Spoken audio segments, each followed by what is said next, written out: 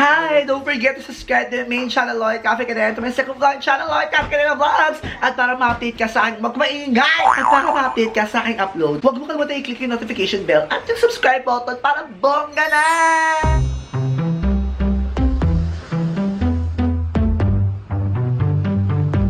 At dahil malapit na nga ang pasukan, ang dami nag-request ng gumawa ka ng video ganito. Ang first part ay yung bagong pasukan at yung second part ay yung pasukan na mismo.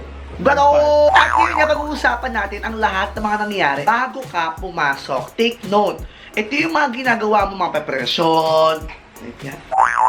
Ito yung mga ginagawa mo bago ka pumasok, which means yung ginagawa mo bago pumasok, yun na yung mga ginagawa mo bago...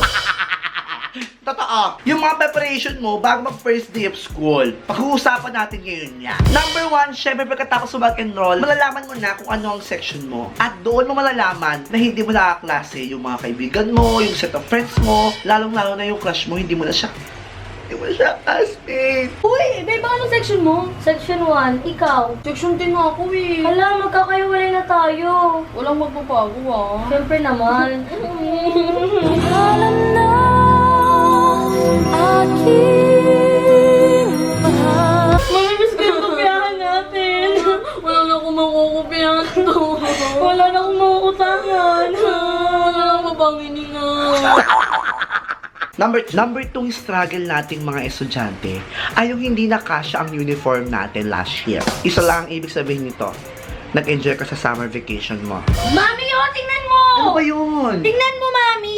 Anong meron, anak? Wala naman nagbago sa mukha mo. Yung damit ko, hindi nakasya sa akin. Sabi ko naman sa'yo, mag-diet ka, hindi pa nagpapadala yung daddy mo. Mami, hindi na talaga kasya. Sobrang sikip na. Masikip na, Mami. O, tingnan mo, nahirapan na ako huminga. Di ba ka lang huminga? Eh, di mamamatay ako noon. Nakamatay kayo pag huminga ka, tiyan ba ako? Sorry anak, hindi pa tayo nakabili ng bagong damit mo. Hindi pa kasi nagpapadala ang daddy mo. Sige, Mami. Pagtsatsagaan ko na lang yung uniform ko. At saka ang plano kasi namin, papasta ka muna. Number 3, ang pinaka-importante sa lahat, may baon na ulit! May baon na! Yes! Pasukan na naman! May baon na naman ulit! May baon na ulit! May baon na ulit! May baon na ulit! Dapat may dagdag na yung baon ko. Grade 10 na ako. Para bongga na! Dati 50 lang. Ngayon dapat 150 na. Para magpapasta na! Bongga na! Magkano kaya magpapasta? Number 4, yung ang hirap gumising ng umaga. Kasi nasanay na yung katawan mong matulog na madaling araw, tapos magigising ng tanghali. Ang hirap magising ng maaga. Kaya ang swerte mo kung panghapon ka. Bongga-bongga.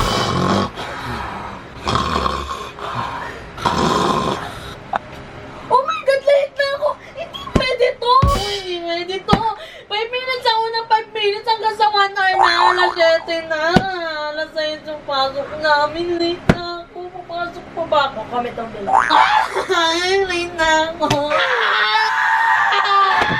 Kung wala ka nang maintindihan. Nagising sa ako.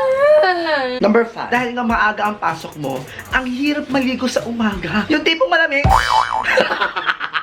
Kaya mag-iinit ka ng tubig. At kung medyo tamad ka, wala nang ligo-ligo. Basta-basta ka lang ang ulo. Para ko yan naligo. Kaya nako, kaloka, baboy! Ang lamig ng tubig. Maliligo ba ako?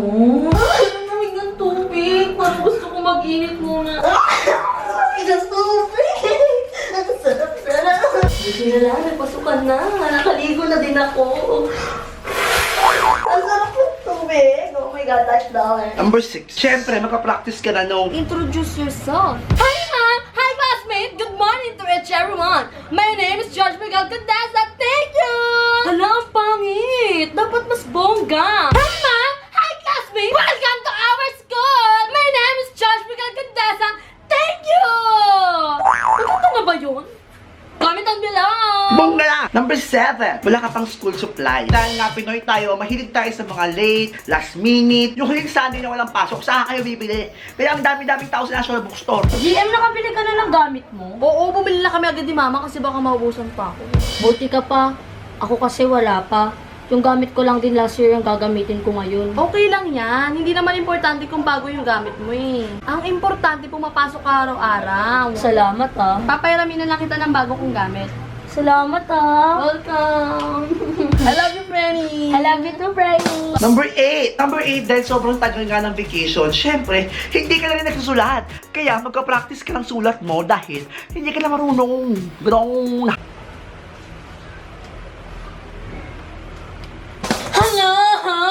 Hindi na ako sanay magsulat. Number 9, hindi ka pa ready, hindi ka pa nakapagpagupit ng buhok, hindi ka pa nakapagpakulay ng buhok, mahaba pa yung mga kuko mo, bongga! Ang dami kong tigyawat. Anong gagawin ko?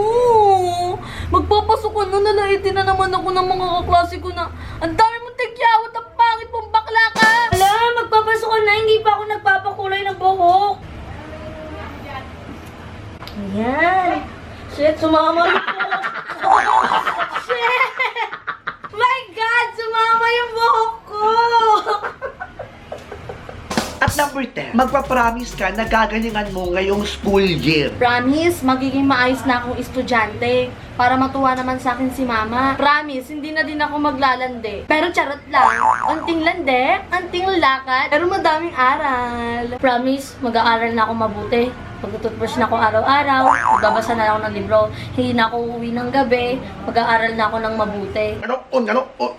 Para sa katulad ko mga estudyante, mag-aral tayong mabuti para matuwa naman ang mga magulang natin. Para hindi naman sayang yung mga paghihirap nila para sa atin. Yun lamang, study first bago lande! At ayan nga ang mga ganap at preparasyon na ginagawa mo bago ka pumasok sa school. First day of school na naman ang napakabilis ng panahon.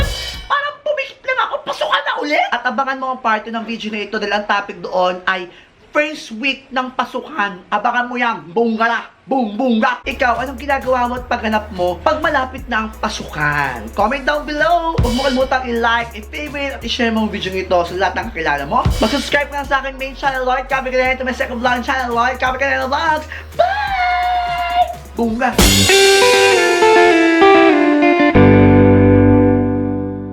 Lloyd Cadena para sa pagbabago tayo.